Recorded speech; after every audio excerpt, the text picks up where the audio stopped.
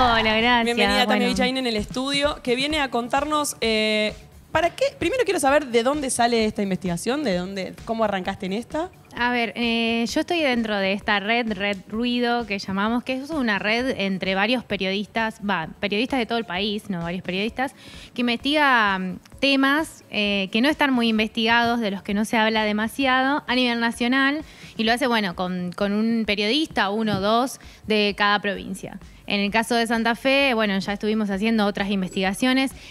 Tenían que ver un poco más con cuestiones de política. Por ejemplo, hicimos parientes en el Estado, gastos reservados.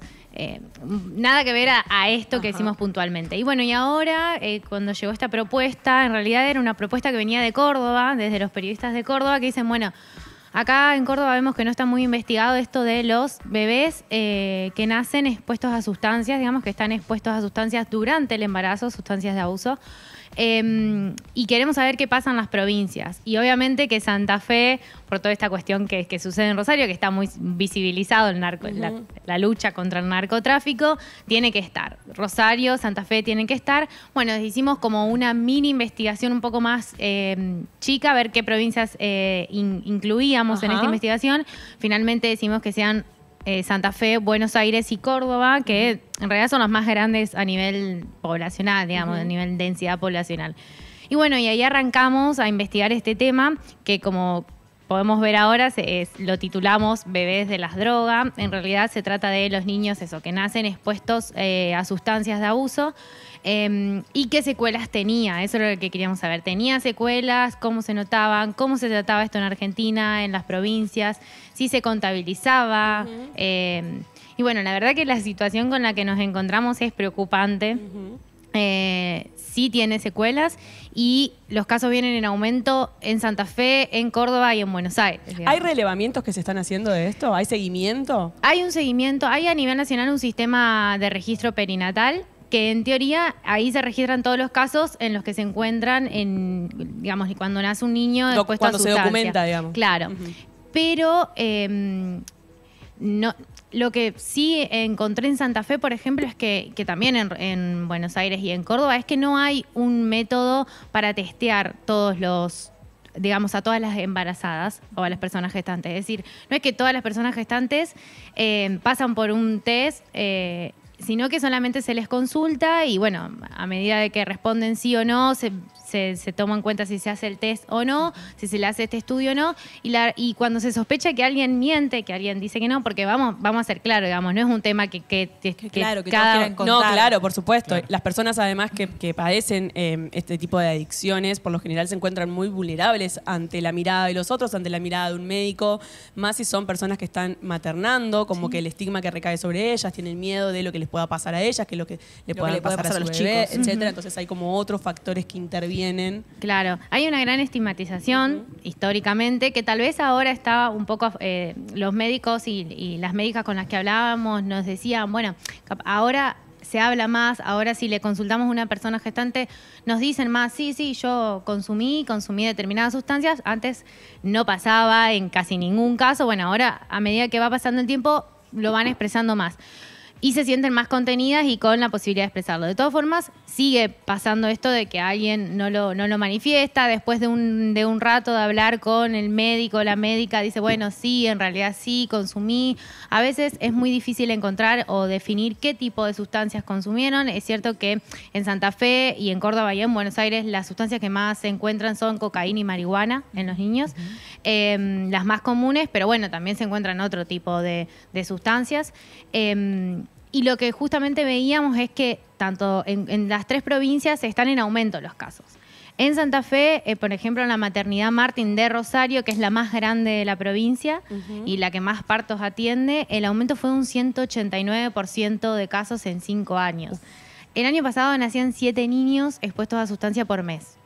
Y en el Hospital Cuyen de Santa Fe, de acá, desde 2022 a 2023 hubo un aumento del 129% de los casos. Entonces, más allá de que tal vez los números no sean, 1000 niños por año, pero el no crecimiento debe es el exponencial, crecimiento es lo que preocupa, digamos, que cada vez haya más. Esto se debe a que se presta más atención al tema, que los médicos están más atentos, Claro. que también esto que hablábamos, que una persona se anima, puede decir si consumí o no, pero sobre todo a esto, que se presta más atención. Y lo que nos dicen es, en realidad, si testeáramos más, si prestáramos más atención, Aumentarían hay más, también claro, hay la más, cifra. sí. O si se testearan o se haría este estudio en todas las personas gestantes. Sí. Pero bueno, también es cierto que hay pocos recursos, no lo suficiente para hacer a todos aún, porque tal vez no nos estamos ocupando bien del tema. Eso también vamos a decir. Che, ¿y cómo recaban esta información? ¿Se hacen estudios médicos? ¿Se le hacen estudios a las personas? Sí, en Santa Fe se hacen estudios de orina.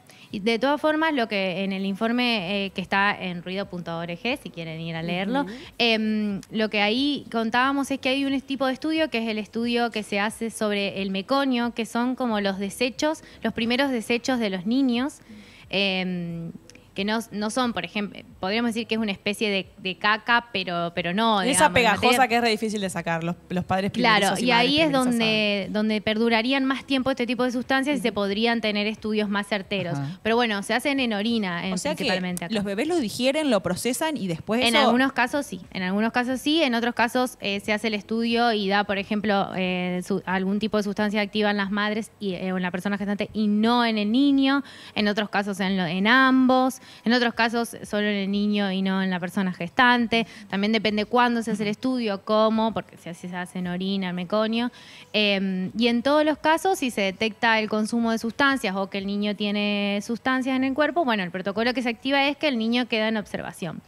Pero en muchos casos, como no se manifiesta el consumo o como no se hace el test antes, también los médicos y las médicas se dan cuenta una vez que el niño nace. Y ahí es donde juegan, tiene mucho que ver las secuelas.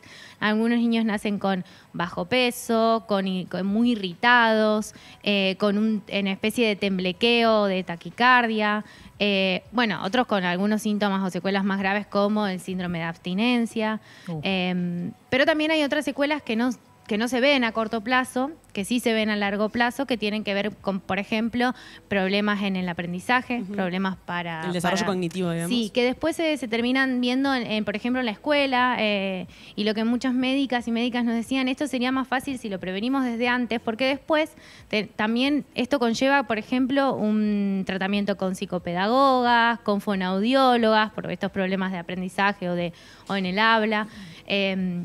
Por eso cuando nosotros hacíamos el informe hablábamos de una situación que no debe ser, que no es solo sanitaria, un problema que no es solo sanitario, es cómo atendemos a esos niños cuando ya nacen con una secuela, sino que tiene que ver, que tenemos que tratarlo desde antes, con la educación, con la prevención.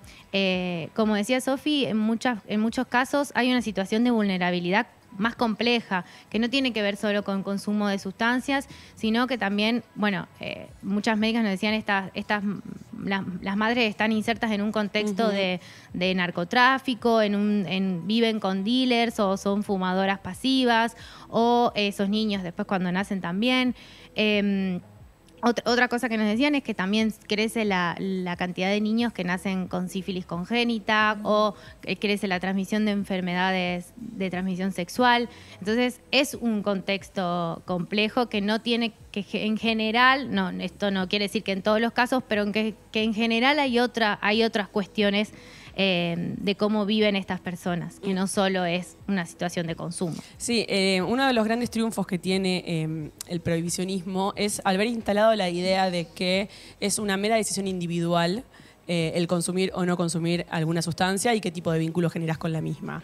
¿A qué voy con esto? Que, como vos decías, Tami, hay muchísimos factores que intervienen a la hora de los consumos problemáticos que tienen incidencia, y muchos de esos, la gran mayoría, son factores sociales.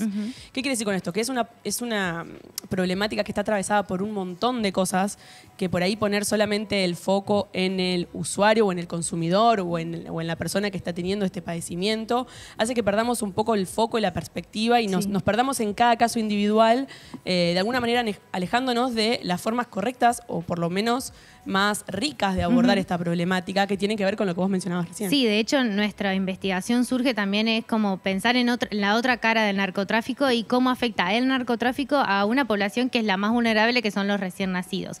Y de ahí un poco también inicia esta investigación y de hecho nosotros lo ponemos como la otra cara del narcotráfico porque justamente en los lugares en los que más casos se detectan es donde hay un gran crecimiento del narcotráfico, que tiene en parte que ver con esto que vos explicabas y bueno, también una situación de pobreza, una situación de social más compleja. Sí, de ausencia del Estado también en lugares en donde las organizaciones de crimen van cobrando poder, van adquiriendo más relevancia y van controlando otros ambientes de la vida en donde vos empezás a convivir con eso y a trabajar. Van reemplazando al de Estado eso, en van muchos reemplazando. casos. Exacto. Sí, Van ganando más terreno en esta disputa de poder que tienen con el aparato estatal. Por eso me parece muy interesante esta perspectiva de que lo entendamos como un problema social más allá de que cada uno de los casos tiene sus particularidades. Sí, de hecho, por ejemplo, bueno, en la nota nosotros poníamos algunas historias, pero hay una historia de Nai, que es una chica de Santa Fe, y ella lo que decía es que ella ve muchas chicas como ella que están en la misma situación y que no se sale solo. Ella era como muy consciente de que sola no había podido salir. Ella dejó de consumir a los 7 meses, pero con la ayuda de específicamente un trabajador de la Secretaría de Niñez de acá, de la provincia de Santa Fe, que hizo todo un trabajo con ella para, bueno, hacer los controles médicos. Ella nos decía, a mí me sirvió mucho hacer otra cosa, distraerme, hacer cursos, pensar en otra cosa. Pero bueno, ahí justamente estaba el Estado presente ayudándola a ella, un trabajador que se tomó el gran trabajo de ir a buscarla todos los días para hacer los controles. Después también hay otro caso de Dai, que es una chica de Córdoba, que ella escribió 2 libros y lo hizo como para contar su historia porque le parecía que era una situación, digamos, él tenía una sensación catártica, no sé, Sí. para contar su historia y expresarse y también para ayudar a otras personas y para poner en cuestión y para poner en discusión un conflicto que no era solamente de ella. ¿Cómo es el proceso ahí? Entiendo que vos habrás formado parte, que has estado ahí como indagando y estando presente en todo este proceso, pero ¿cómo es? Por ejemplo, ¿se le detecta positivo a una persona, a un bebé? ¿De ahí cómo se procede? ¿Cómo interviene el Estado en todo eso? Bien, justo cuando decíamos que no hay un protocolo unificado, en la detección de casos sí hay un protocolo bastante claro en qué hacer una vez que se detecta que un niño nace con secuelas o expuesto a este tipo de sustancias. Lo primero es cortar la lactancia, digamos, que no siga teniendo ese vínculo a través de la lactancia con la persona gestante y queda en observación. El paciente queda en observación durante, en algunos casos, 5 días, en otros 7, y en el caso de que sea necesario un tratamiento, se realiza un tratamiento. Yo con todos los médicos y médicas que hablé le pregunté, bueno, ¿hubo algún caso más extremo en el que necesitaron medicar? No. Ellos me decían, bueno, yo particularmente no lo encontré. Sí, bueno, todas estas secuelas que nos decían, bajo peso, algún taquicardia, abstinencia, pero bueno, los efectos pueden ir desde estos que nombraban, las secuelas pueden ir de estas que nombraba hasta, por ejemplo, algún tipo de aborto, alguna malformación cardíaca. Pueden ser más leves o más graves. ¿El alcohol también forma parte de todas estas sustancias? Sí, y de hecho el alcohol, como por ejemplo también otro tipo del tabaco, están mucho más estudiadas y de hecho hay mucho más estudios sobre secuelas, sobre consumo, sobre cantidades que este tipo de sustancias, por ejemplo como la marihuana y la cocaína. El alcohol entra en uno de los relevamientos, de hecho en Córdoba en uno de los estudios que pudimos encontrar, que es uno de los pocos que se hicieron así a nivel provincial en un lugar, ellos relevan alcohol y sí, es uno de los que está más presente, digamos, pero sacando el alcohol, este otro tipo de drogas.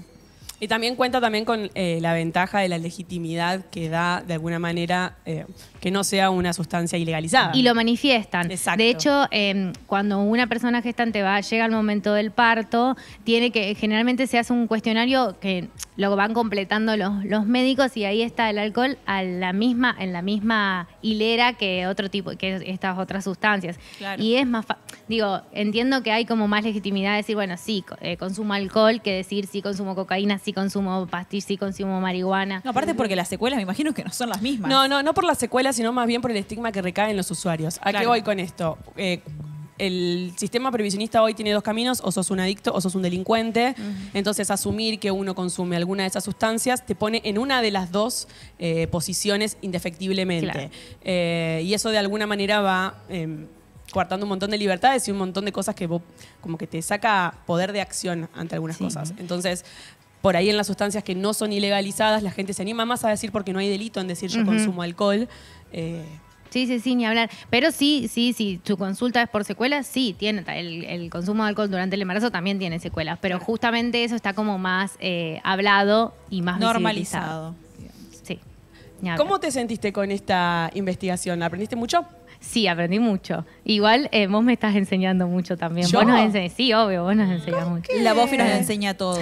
No, pero sí, aprendí mucho, sobre todo porque hablábamos con médicas y médicos que todos los días se encuentran frente a esto. Tal vez nosotros tenemos como más aceitado esto de qué pasa después con los niños, como si se separan o no de las madres. Tal vez esas cuestiones se discuten más, pero sí. Previo Sí, claro, pero sí hablando con médicos, la verdad que. Y sí también me llamó mucho la atención la necesidad que había de hablar de este tema.